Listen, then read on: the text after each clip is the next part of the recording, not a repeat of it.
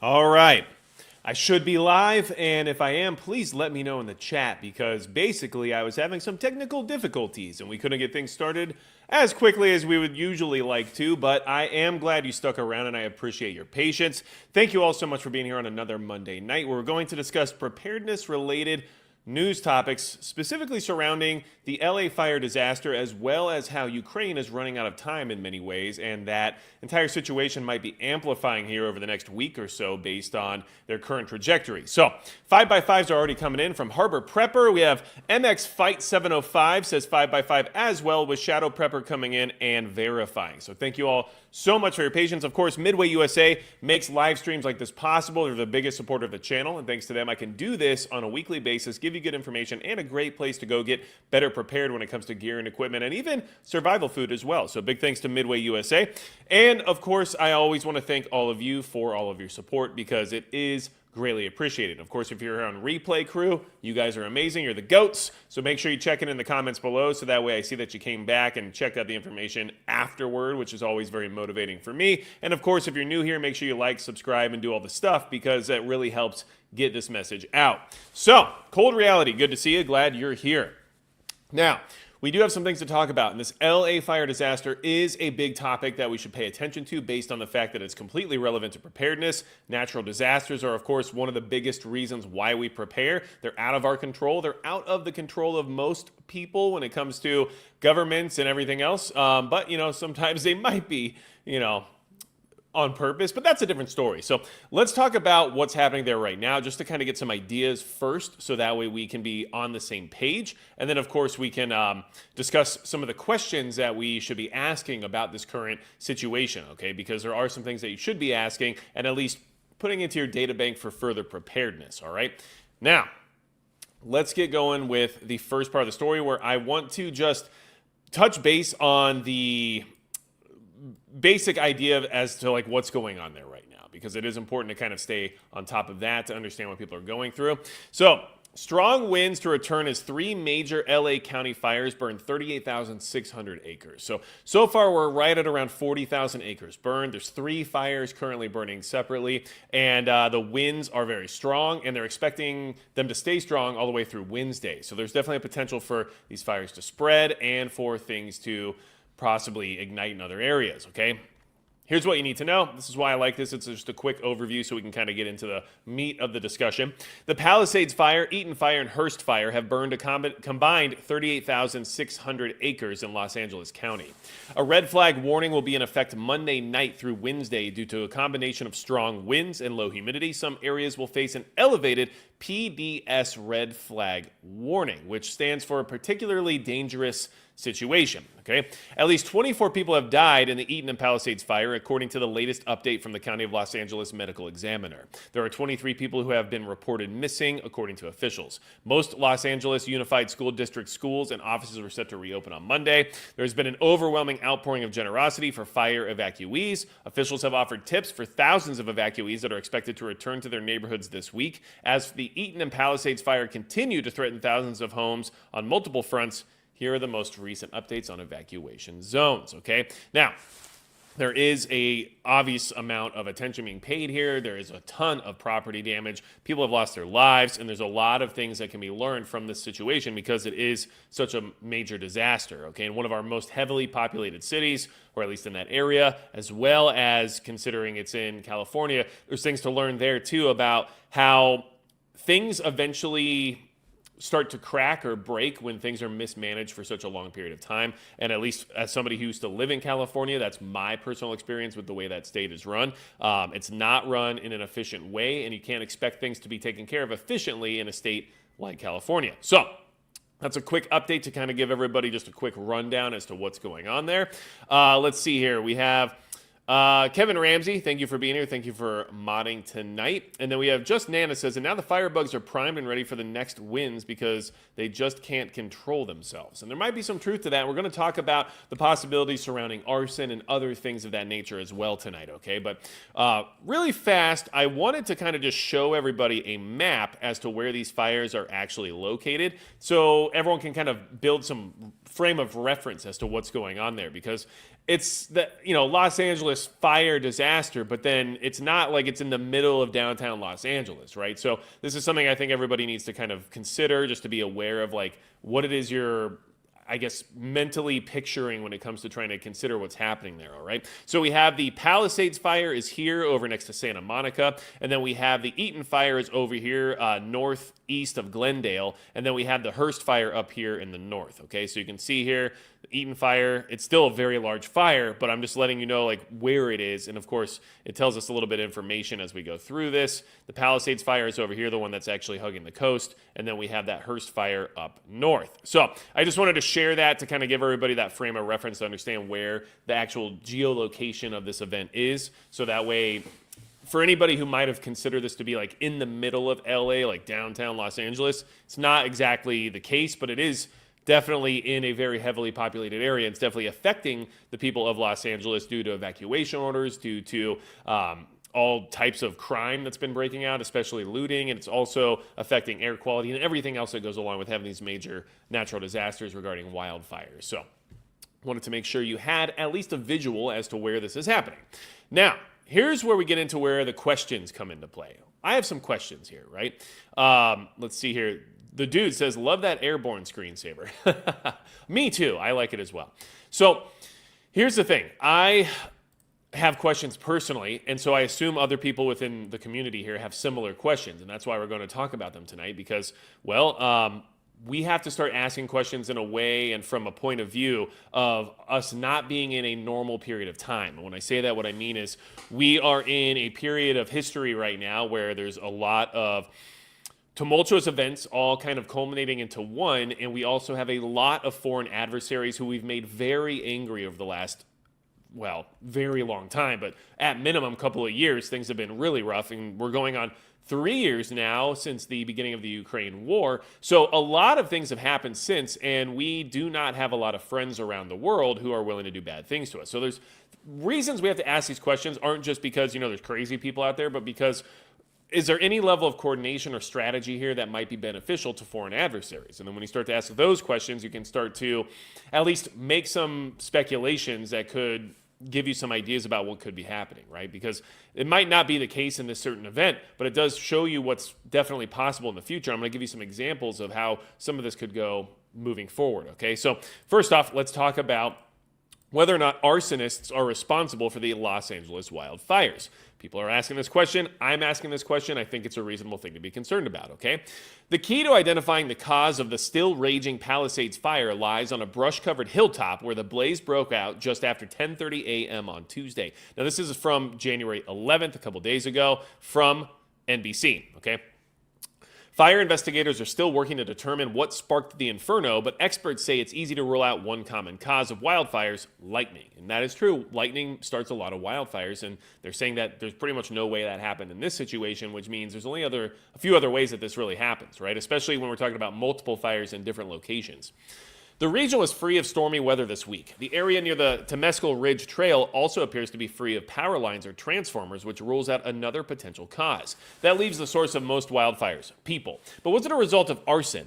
4 experts interviewed by NBC News said it was a possibility, but they thought the fires were more likely not set on purpose. Now, I question whether or not they have evidence of that being the case, or if they're just going with the likelihood in the sense of statistically what's more likely, right? And so it's kind of like when you're a prepper and you say, the likelihood of full-blown SHTF is low. We all agree on that for the most part, I assume. And then basically saying, well, SHTF's never going to happen because the chances are is you're going to be correct. Versus if it does happen and you're wrong, well, it's already too late because it's SHTF, right? So like that's kind of what it feels like in some ways is what we're being told here, but we'll keep moving forward. This is what we call inaccessible rugged terrain, said Rick Crawford, former battalion chief for the Los Angeles Fire Department. Arsonists usually aren't going to go 500 feet off a trailhead through trees and brush, set a fire, and then run away.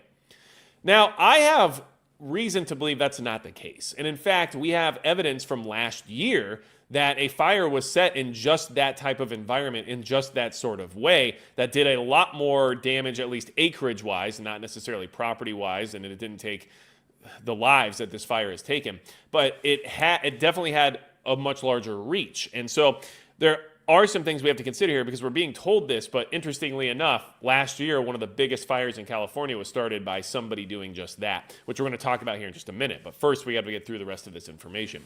Fires break out in the wooded areas on the edges of Los Angeles all of the time, many of them caused unintentionally by homeless people.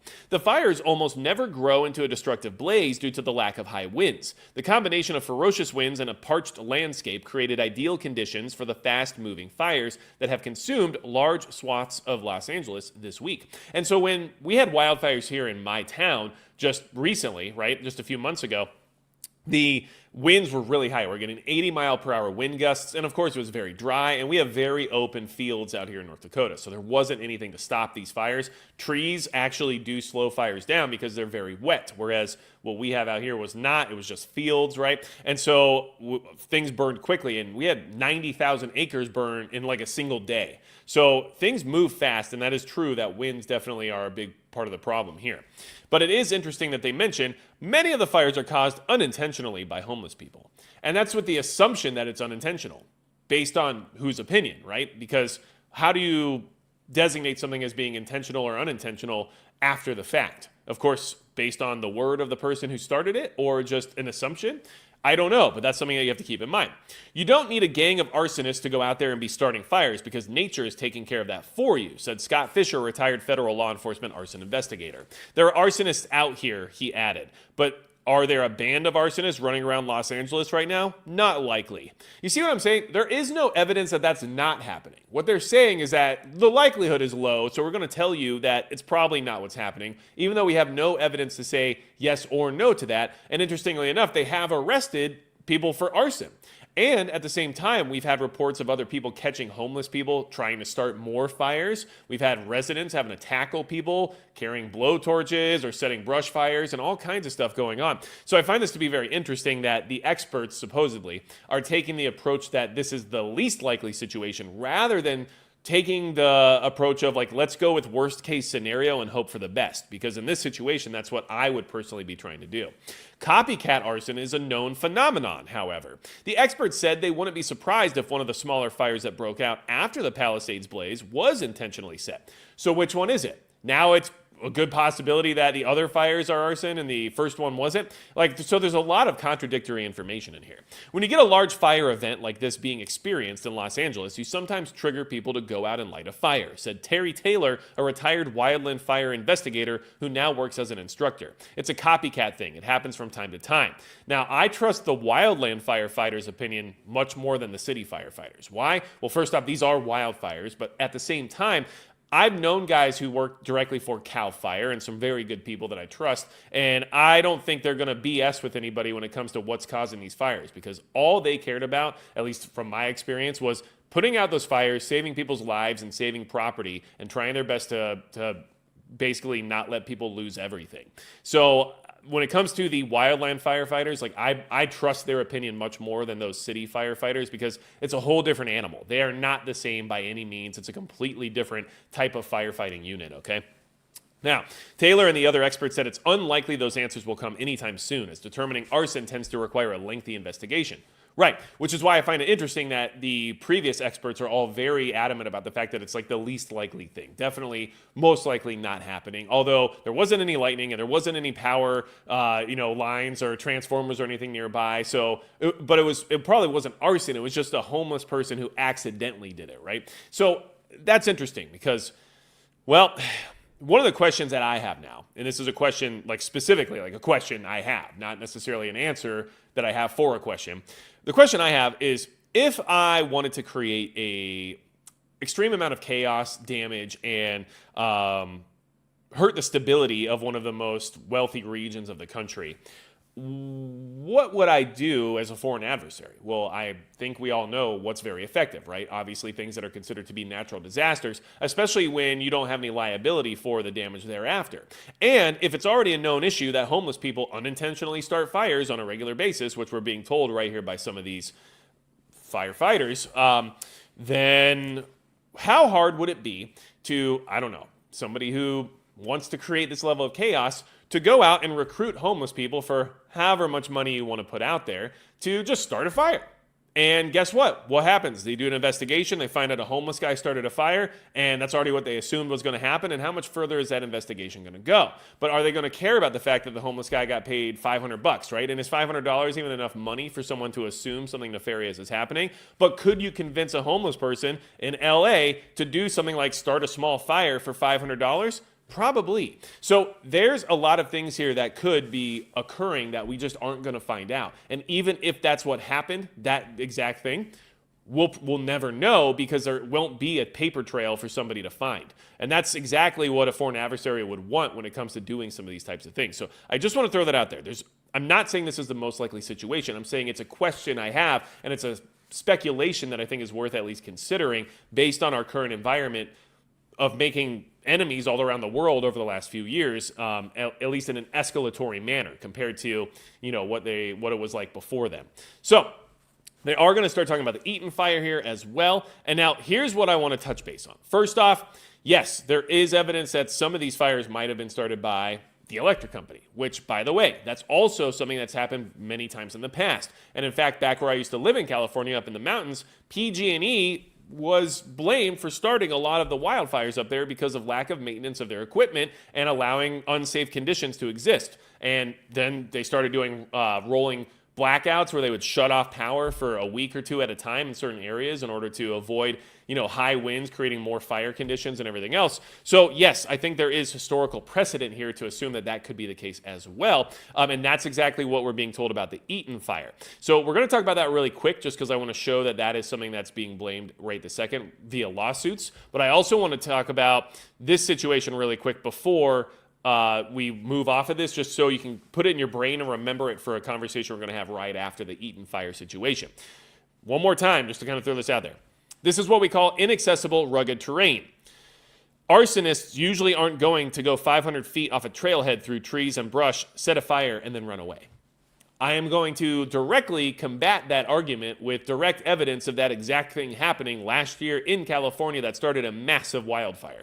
So I don't know where they're getting their information, but I guess usually is how they protect their ass when it comes to, saying things that are clearly not necessarily always the case. So let's talk about what happened with the Eaton situation, just so we're all on the same page that there are legitimate reasons why this could be happening too. We can't blame everything on crime or terror or anything like that when there may be just basic explanations, right? First, lawsuits filed against Southern California Edison over Eaton fire. Okay. Homeowners and renters who lost their homes in the Eaton fire are suing Southern California Edison. At least 4 lawsuits were filed on Monday alleging the company failed to de-energize all of its electrical equipment despite red flag warnings issued by the National Weather Service. The property damage and economic losses caused by the Eaton fire is the result of the ongoing custom and practice of defendant of consciously disregarding the safety of the public and not following statutes, regulations, standards, and rules regarding the safe operation, use, and maintenance of their overhead electric facilities, said a complaint filed by Evangeline Iglesias, who worked in a decades-long career with FedEx to buy a single-family home which was destroyed in the fire. On Monday, the CEO of the parent company of SCE confirmed to ABC News that investigations are underway to determine if any of their electrical equipment contributed to either the Eaton or Hearst fire ignitions. Now, you got to ask, this is ABC News. We know they're highly politicized. There's a little bias there. If any of their election equipment contributed to the fire, I mean, I don't know. Is there anything extra there that we're not being told about? A little Freudian slip there when it comes to why some of this could be happening? You tell me, but I mean, it's an interesting typo anyway. So regardless, listen, this is definitely possible, but lawsuits don't prove that this is what's happening. These are people who are basically trying to figure out a way to pull themselves out of a really deep hole right now and blaming the most obvious perpetrator, where if evidence can be found that they were actually at fault here, there will be a very large payout. So I understand the process here, especially based on historical precedent of other electrical municipalities causing fires that have done lots of damage and have been sued for that exact same reason in the past. So these things make sense, but I'm just saying this is a possibility, but we don't have proof of that yet. And now the other thing I want you to keep in mind, especially if you live in California or anywhere where there's wildfires and you start getting this type of stuff, right? This lawsuit creates an economic condition where the company doesn't want to run power during certain types of weather events, right? And so what this will do if they do lose this lawsuit, or if it ever shows that they were at fault for this fire, they will then start what PG&E started to do thereafter, which was, well, hey, we're shutting off your power for a week. And I mean, there was people where I used to live who had, CPAP machines, or who had like respirator style machines, or different medical pieces of equipment that were required for them to survive, right? Even if it was just, a refrigerator to keep their medicine cold or whatever it was. There was lots of people who were drastically affected by the fact that suddenly they just weren't going to have power for a week on end, or 2 weeks sometimes. And honestly, that's what this will result in if this actually ends up happening. So keep that in mind. Your electric company is not ever at any, they don't have any responsibility to you to keep the power on. They're going to do whatever is best for them when it comes to, profit margin, and when it comes to avoiding any legal action or anything like that. So I mean, I understand holding them accountable for things, and they should be out there maintaining their stuff. But instead of maintaining their stuff, and instead of fixing it because of how much that costs, it's cheaper to get sued and then just shut off power for a certain amount of time to avoid the percentage chance that they're going to start another fire. And that's exactly what PG&E did. And like I said, it made a lot of people actually move out of the mountains because they no longer could sustain their lifestyle or even keep people alive in their own home based on medical requirements. Hey, what's up? MX Fight 705. Thank you for joining the channel membership. If you want to join the channel membership, you hit the join button down below, and we do have a private live stream tonight after the main live stream. It starts at 9:15 Central Standard Time, and you can get to that by going to the channel page, clicking on the community tab, and there will be a post there for members only if you want to be part of that private live stream. Subscribe Star members also get access to the private live stream, and that's another way you can support the channel, which is in the description of this video, okay? So now let's go ahead and talk about the other side of that conversation I wanted you to remember, which was, arsonists don't usually go 500 feet off a trailhead and start a fire and run away, right? That's what we were just told. But do you remember a little thing that happened last year? I do, because we talked about it on this channel on one of these live streams, which is why you might want to be in these live streams, because this information does tend to be relevant sometimes. Okay, the park fire burned over 120,000 acres in California. What started that park fire? A man pushing a flaming car into a ravine, okay? A 42-year-old man was arrested Thursday, this was back in July of 2024, by the way, and accused of pushing a burning car into a ravine that sparked the massive park fire, an ongoing blaze that has burned more than 120,000 acres in California. Okay, Ronnie Dean Stout II of Chico, California, was seen pushing a car that was on fire into a gully near a swimming hole in Bidwell Park shortly after 3 p.m. The car went down an embankment approximately 60 feet and then burned completely, spreading flames that caused the park fire. It's not immediately clear Thursday night if Stout had an attorney. Butte County is about 80 miles north of Sacramento. The blaze, which has been named the Park Fire, is California's largest active wildfire, which it was last year exactly. So, this person did that.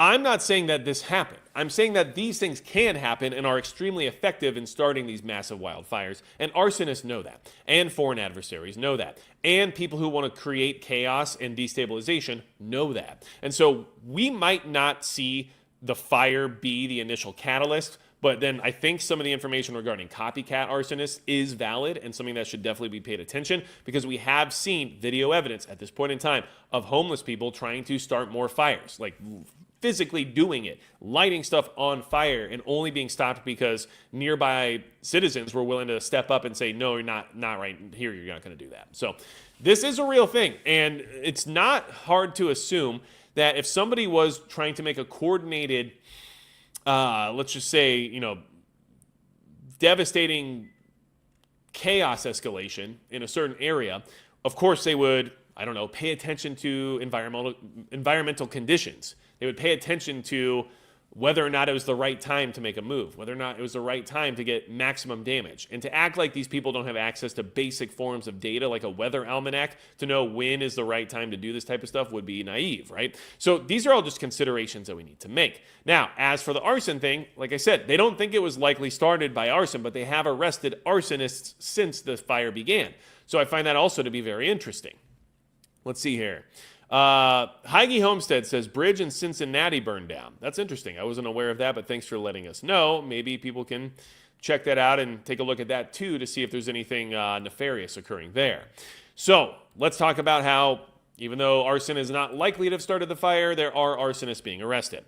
1 charged with arson, 9 with looting in devastating LA fires. From a man impersonating a firefighter to an arrest made after an Emmy Award was stolen from a home, dozens of arrests have been made. Now, I want everyone to keep this in mind.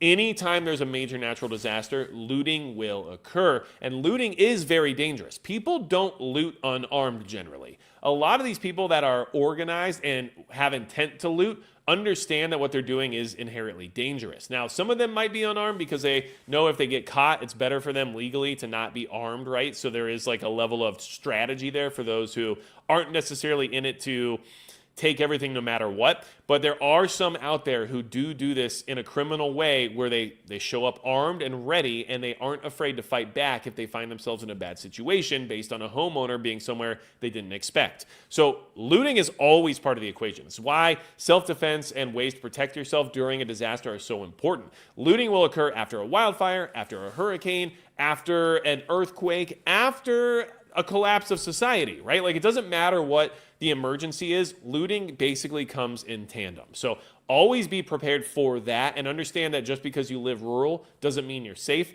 because people are leaving the populated areas to go to the places that are affected and looting there. That's just what's happening, okay?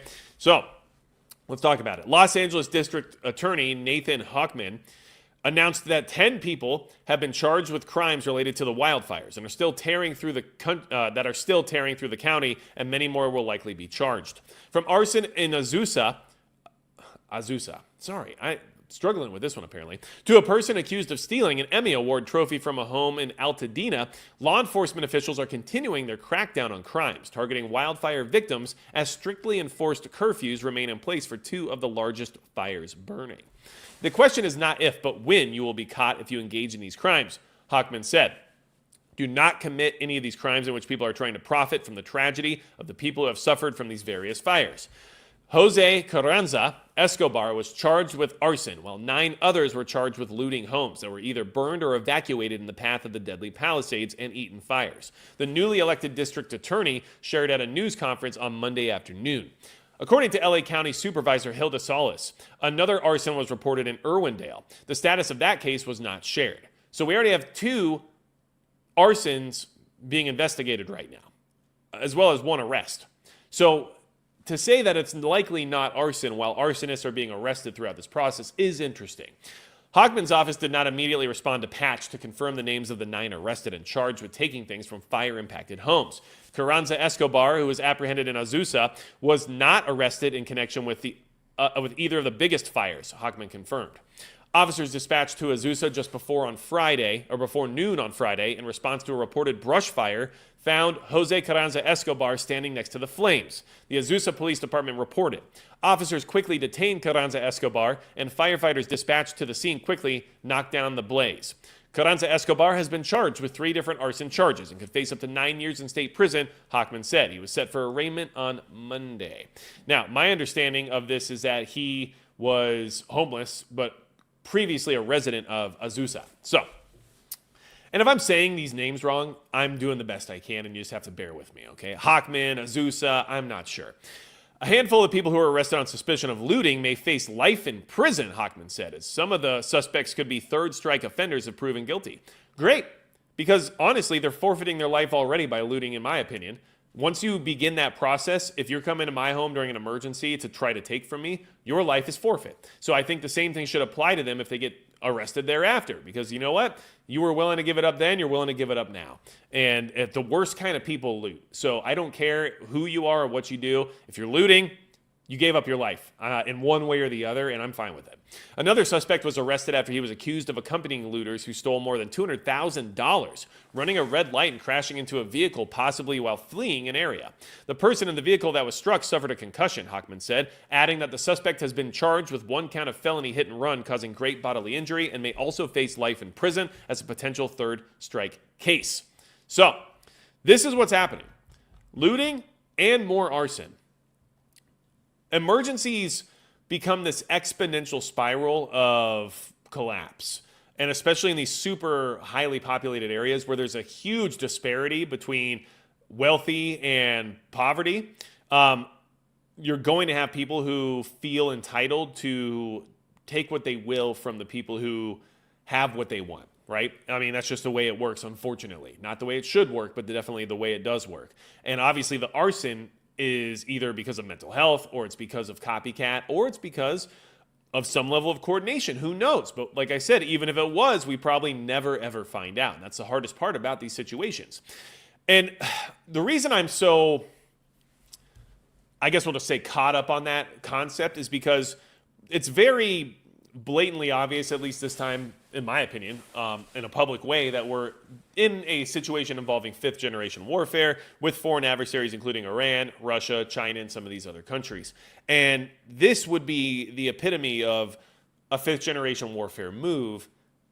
And you're not supposed to know that what happened was because of that. That's how fifth generation warfare works. Like you're not ever supposed to find out that that was something involving a tactic, right? So that's why I get stuck on this concept, is just because I feel like that's the current environment we're in. And so I have a gut instinct that tells me that there's more to the story than just an accident. But I can't prove that, so therefore we can only speculate. And I throw these questions out there because I want you to consider them, and I want you to think about how things could escalate in the future if we ever do find out that some of these things had any level of coordination, or if there's a propensity for them to happen in other parts of the country in the same exact manner. So please always keep that in mind. Now, other questions I had was, how do you evacuate a place as large as Los Angeles? And unfortunately, a big answer to that question kind of comes out as you don't. And so I think a huge lesson here that I think everyone in the preparedness community needs to think about and definitely be like 100% like willing to accept is that you have to leave before you're told to leave, or you're not going to leave. And if you are going to leave, you have to have your stuff ready to go so that you can just leave. And I think we've all seen the videos of people in their homes with the flames engulfing their entire property and them wondering what they're going to do. Like, you can't wait until that happens. You have to leave before. And it does cost money, and it could cost other things in your life too, like your job or who knows what else. But you can't take the risk of sticking around just to see what happens. There is a reason why leaving before the evacuation order is given is generally the right move, although it's the most costly and the highest risk because you may not have ever needed to evacuate to begin with. But here's where we are, and this is something that you should definitely be considering. This is in reference to the evacuation process. It was a hellscape. The challenge of evacuating Los Angeles during wildfires. Okay, this was posted 4 days ago. LA residents rushing to flee wildfires this week faced choke points, gridlock, and the tough decision of whether to abandon their cars to the fire. That's what's thought to be the most destructive fire in Los Angeles' history is ravaging the city. At the time of writing, more than 180,000 people had fled their homes, and 10 people have lost their lives. Like I said, this was 4 days ago. But ahead of the smoke, flames, and homes left smoldering in ruins, another story has unfolded again and again as the fires have spread, one of evacuation and chaos. Residents have often been quick to respond to the warnings and evacuation orders issued by the authorities in LA, with some even leaving their homes before they were told to, which was the right move. When they have tried to leave, however, they rarely get very far. As residents of Pacific Palisades fled their homes on Wednesday, the Pacific Coast Highway, the main road towards Malibu, quickly became gridlocked. Some people abandoned their cars, opting instead to try to escape the blaze on foot. Bulldozers had to be cleared had to clear abandoned vehicles to make way for firefighting crews. One resident told the BBC that he was stuck in a traffic jam for 2 hours while trying to escape the Palisades fire. Mariam Zar experienced this bottleneck when she evacuated her home in Pacific Palisades as a wildfire tore through her neighborhood. Nobody was moving at all for a good half an hour. I was stuck on a road for 45 minutes. Zar, former chair of the Pacific Palisades Community Council, tells the BBC. She had to evacuate 3 times in the space of 24 hours as high winds fueled the flames and swept the fires through neighborhoods at alarming speed. It's complete devastation. It's a hellscape. Okay? Now, it talks about why the fire spread so fast through wind and drought and everything else, or just dry conditions, I mean. But regardless, that is what happened. Okay? It's insane because honestly, now it looks like an apocalypse movie where all the cars are abandoned because there's no people and they're just left on the highway. Like, that actually happened in LA. If you live in a populated area and there's ever an evacuation order of any kind, you need to have alternate routes and you need to have plans in place, and you should have trigger events set aside in a preparedness planning notebook or just some sort of, file that you keep on your computer, whatever it might be. But you should have triggering events that you pay attention to that give you a heads up before the authorities tell the public what to do. And I can't tell you what those events are because it's definitely location dependent. But what I can say is that if you knew a fire was close, what's your trigger for evacuating? Is there a proximity you're concerned about? Hey, that fire is about, an hour away, or it's 50 miles away, or whatever it is, right? Like, do you have a set amount of information set aside for what would actually prompt you to leave before everybody else got the evacuation order? Because that's the only way you're really going to get out, especially in these major metropolitan areas. There's just too many people and not enough ways out. It's just the way it is. It's unfortunate, and that's why these people had to abandon their vehicles, okay? LA streets are congested on a normal day, but it really is a different beast when you have everybody trying to flee after an earthquake or a wildfire, says Jeff Boeing, assistant professor at the University of Southern California's Urban Planning Department. A lot of the street networks in LA have choke points built into them, says Boeing. There are a variety of reasons for this. It could be the terrain or the aesthetics of the exclusivity, especially in gated communities where there's only one way in and one way out. A 2024 study by Boeing and his colleagues found that the design of street networks plays an important role in increasing a city's resilience to disasters. Boeing's study simulated more than 2.4 billion trips across 8,000 urban areas in 178 countries, while also simulating disruption events such as floods, earthquakes, and targeted attacks. Boeing concluded that street networks with higher connectivity and fewer choke points were less vulnerable during disruption events. Really? You mean the streets that are easier to traverse were easier to deal with during an emergency? That's crazy. I hope that a lot of tax dollars went into funding that research. But regardless, it is just something for you to keep in mind that when you live in a congested area, if there is already roadblocks, traffic jams, congestion, or just straight up stop and go traffic on your daily route, then in an emergency, you will not be able to drive. Like, that should just be your assumption. Because if you're already in traffic jams and it's not an emergency, why would there not be one if there was one? And so if you live that way and you live somewhere where that's the case, you need plans now for how you'll deal with that, especially in the sense of having a go bag in your vehicle, especially in the sense of having alternate routes planned, and especially in the sense of having ways of communication to stay in touch with people in case you get somewhere stranded or you have to leave in a different direction than where you were planning on going, right? So like, these are all things you should definitely be considering. So that is something I wanted to definitely pay attention to, because I think that's one of the greatest lessons learned from this situation. We all knew that to a degree already, I'm sure, but I just wanted to remind you that we have a real world example right now regarding Los Angeles, a major metropolitan area, not being able to be evacuated properly during an emergency, and why your expectation should be that it can't be. It just can't be. So let's go ahead and touch base on a couple other things. And real quick, before we jump into how Ukraine is running out of time, because that is something that we're going to discuss tonight, because I feel like we have about 7 days, 1 week, let's just say, until an inauguration of a new administration.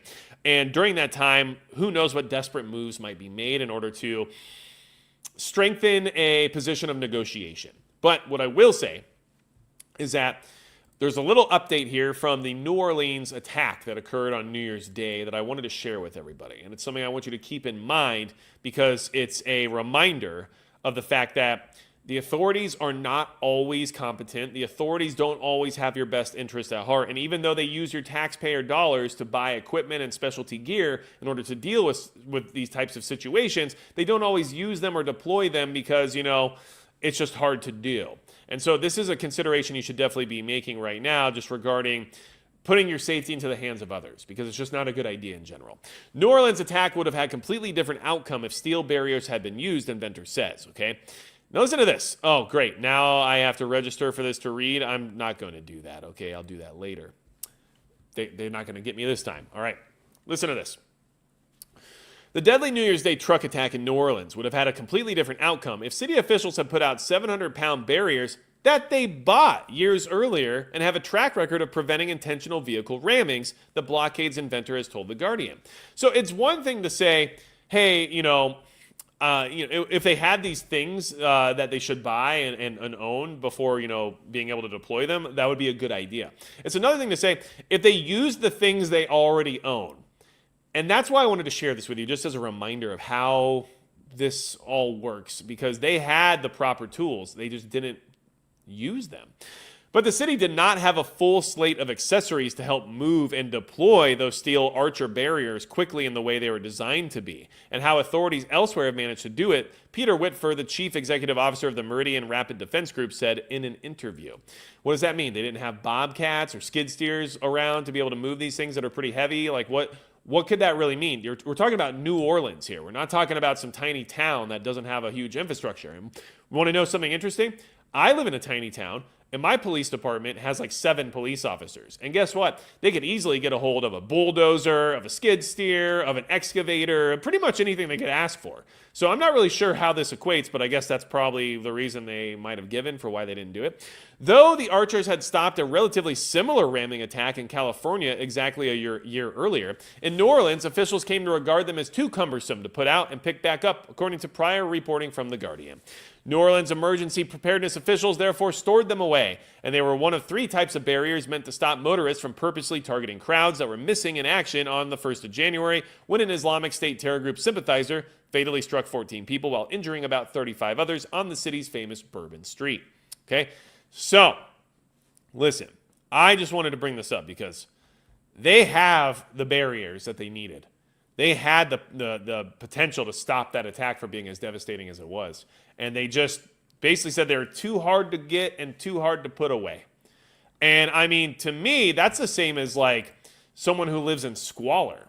Just saying, well, I'd clean up, but it's already so messy that there's no point now, right? Yeah, great. Now, that's an excuse to not actually use your energy or actually put any effort in. But that's what New Orleans decided to do instead of knowing that the risk was high. We had the FBI literally warn everybody countrywide weeks before that attack that vehicle ramming was a very high concern and that vehicle ramming attacks were a big concern during the holiday season and that municipalities should take that seriously. And then they had tools to stop vehicle ramming attacks that they did not deploy because it's hard to do. So I don't know about you, but if I was a resident of New Orleans right now, I'd be pretty pissed off about it. And I think I would be raising hell about the fact that you guys had the tools that you spent our tax money on, which we pay, by the way, that you thought you needed to buy, which are probably extremely expensive, and then just decided not to deploy them, even with prior warning from FBI telling you that this type of attack was likely. I mean, I don't know what else to say, but anyone who puts their faith in the security of their own personal safety into the state apparatus needs to do some self-reflection because they're at this point, at least in that situation, they were too lazy to protect you. Not even just because they weren't capable of it or because there weren't enough people or whatever it was. They just didn't want to do it because it was hard. So, sorry, but I had to bring that up. Listen, the last update I could find that wasn't in a more obscure media source, which obviously still needs to be vetted and properly verified before being able to report on it, right? The last report I could find on the Cybertruck situation in Las Vegas was from 5 days ago. The last report on the New Orleans attack was that one right there that I shared with you all. These things go away very quickly, and a lot of questions are unanswered. And just keep that in mind, because we move so quickly now in the news cycle that let's just move on, right? And there's a lot of weird things with both of those attacks that we still have questions about. We may never get the answers, though. That's just how it works. So let's talk about how Ukraine is running out of time, okay? Listen, I am not trying to say that, come January 20th, everything's going to change. I don't know that for a fact.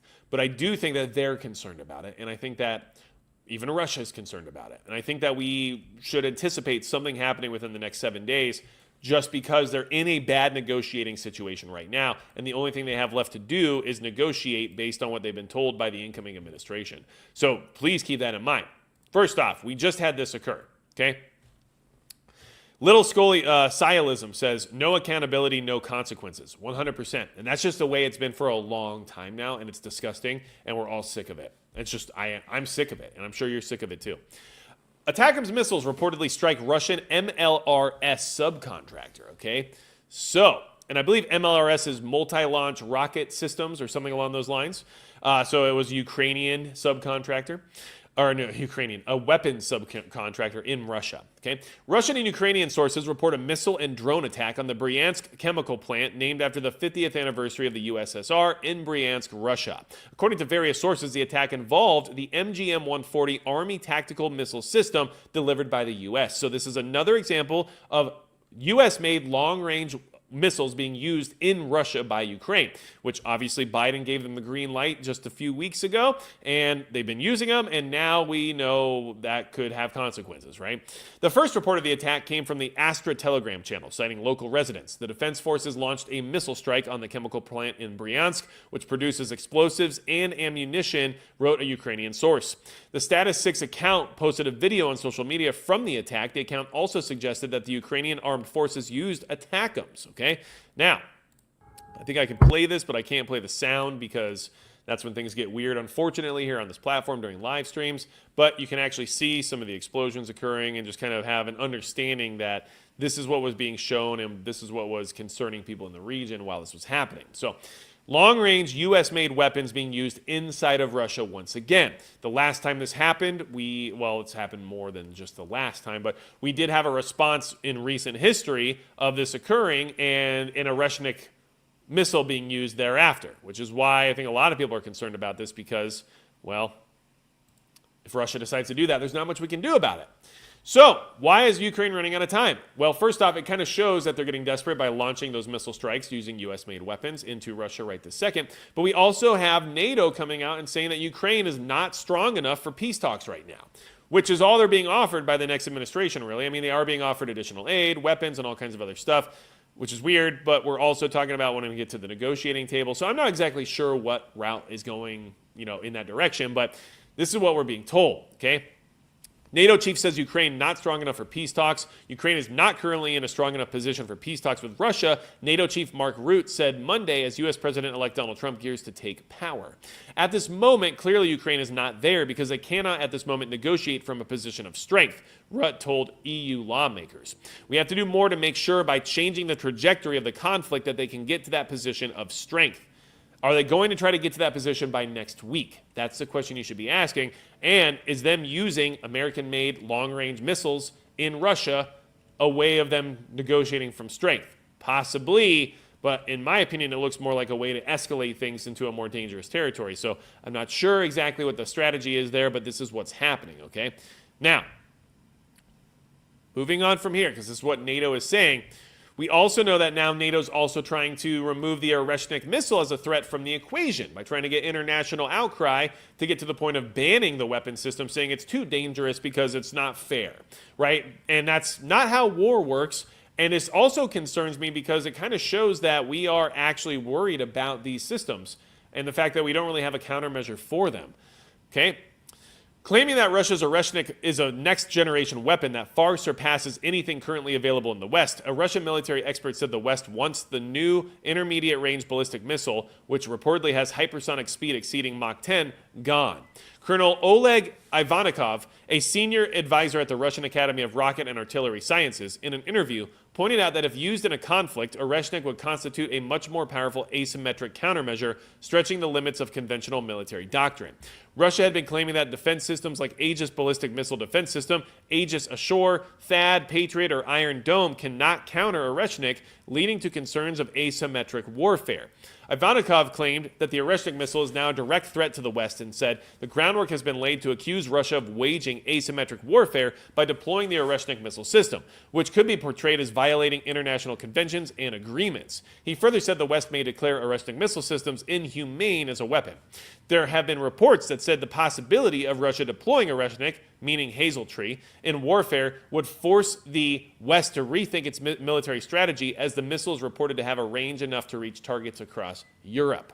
Traditional military doctrines are built around symmetrical responses. If we are hit with long-range precision strikes, we are within our right to respond with similar capabilities. However, the Oreshnik is a next-generation weapon that far surpasses anything currently available in the West, BulgarianMilitary.com quoted Ivanikov as saying. Okay, so now understand, what they're saying here is that if they use the Oreshnik again, then the West is going to have to respond in such a way that might escalate things further. because of the fact that it's a next generation warfare weapon. And then that asymmetric warfare continues to escalate and then puts us into a more dangerous position based on the fact that we are dealing with weapons that are, well, according to Russia, out of our league. Now, I don't know if that's true or not, but what I do know is that we did see the Oreshnik missile get used. It did not seem to be countered in any way, shape, or form, and it seemed to have a good effect on target based on the fact that it hit the desired target with pretty good accuracy. Now, we also need to be aware of the fact that Russia is publicly stating they're prepared for any scenario on the Ukraine war regarding Trump taking over the presidency. Okay? As United States President-elect Donald Trump prepares to re-enter the White House next week, there is uncertainty on both sides of the Ukraine war. The world is waiting with bated breath to see whether he will maintain the U.S.'s commitment to Kiev's defense or strike some sort of a deal with his Russian counterpart, Vladimir Putin. Trump has repeatedly signaled his willingness to negotiate with Russia, telling a news conference on January 7th that he sympathized with Moscow's stated concerns about NATO expansion on its western borders. Certainly, there are those in Russia hopeful Trump can hasten an end to the conflict. Late last year, lawmaker Vladimir Dazabarov described him as someone with whom you can talk.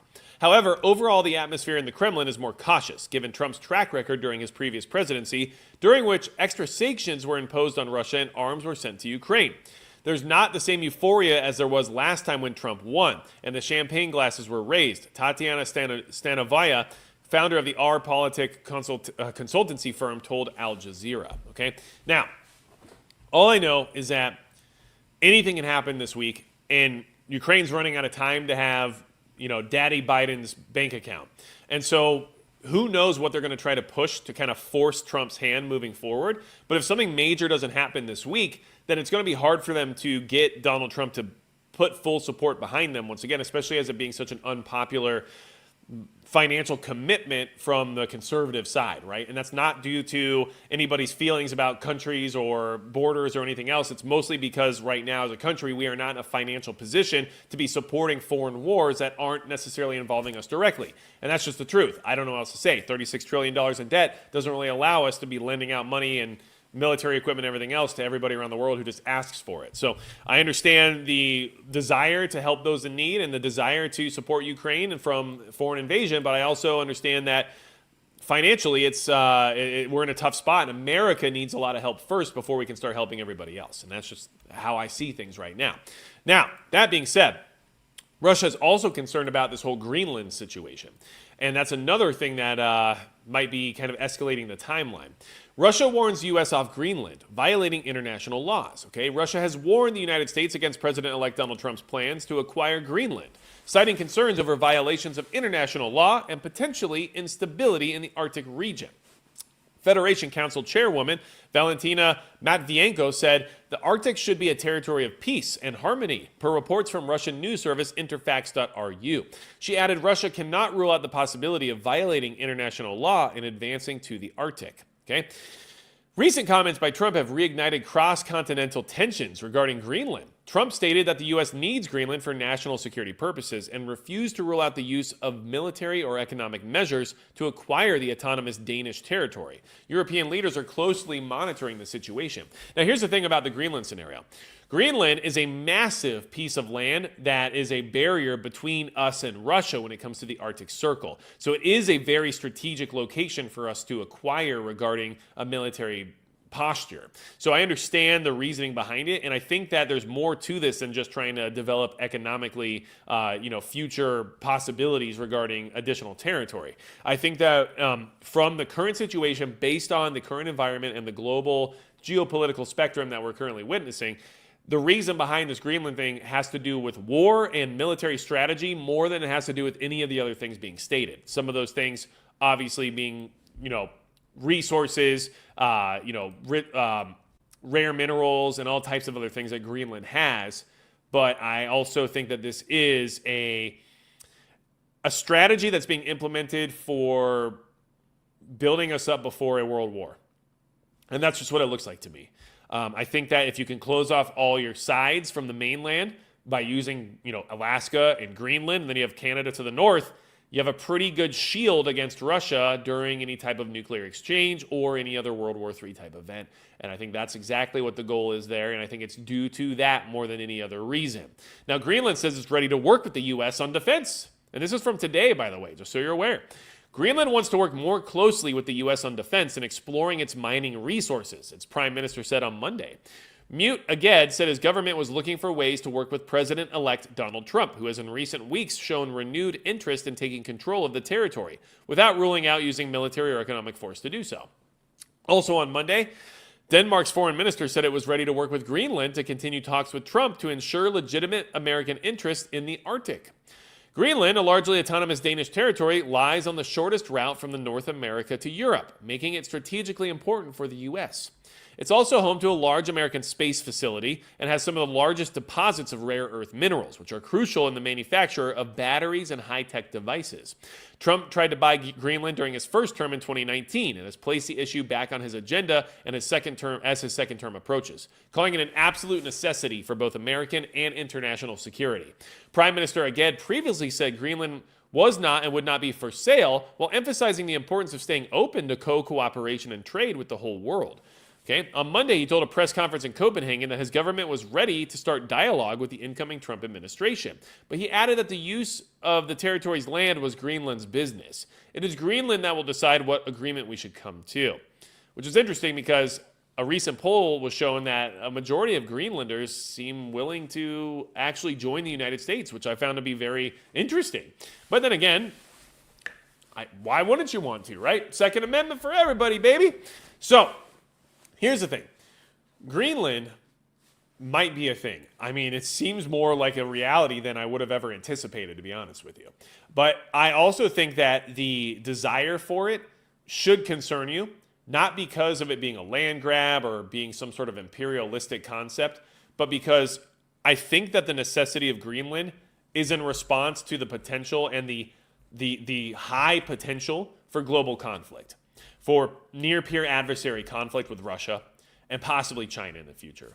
And I do not think that it's only because we just want to grow our economy or that we're in a great position right now to be buying giant territories or anything along those lines. I think it's 100% for military strategy purposes and for the reasons that we are basically staring down the barrel of World War III right now, at least in a public sense. And so when I say that, because I believe we're in World War III already, I really do. But fifth generation warfare isn't public. So, of course, it's not on the headlines. And, of course, Congress never had to declare anything because, well, it's not a real war, right? When I say public, what I mean is World War III that nobody can ignore. So conventional open warfare, where we see explosions hitting military targets, right? That's when you know that it's gone public. And so, do I think we should get Greenland? I don't know enough about it to say yes or no. What I do know is that the amount of interest that's there has to have a reason behind it that's more than just economics. So, I am very appreciative of all of you. I'm glad you come here on Monday nights to get this information. I'm glad I can share it with you. I know not all of it's exactly what you want or exactly what everybody wants to hear, and I also know that it's not as catchy as some of the other headlines out there. And if you prefer I start using those headlines, well then let me know, because I can easily do that. It's not that hard, right? Tonight's live stream was titled LA Fire Disaster Questions and Ukraine is Running Out of Time. I could have easily titled this 24 Hours Till You Die. And that would have been, well, at least probably more interest-provoking, but also very detrimental to my credibility, which is why I wouldn't do that. So I really appreciate all of you, and I appreciate the support because I know you're the real ones. I don't have to bait you to get you into this conversation, right? But unfortunately, little Sialism wants it, though. So, which, by the way, you know, there is strategy to it, and I understand that. Sometimes a message is more important than personal credibility.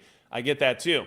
But I try my best to maintain these conversations to a certain level of, not professionalism per se, but a level of relatability where we're all here for the same reason, which is to become better prepared and to learn about what's happening in the world and things that are relevant to our preparedness without panicking or without having to be afraid of what's happening because, well, we're preparing for it, right?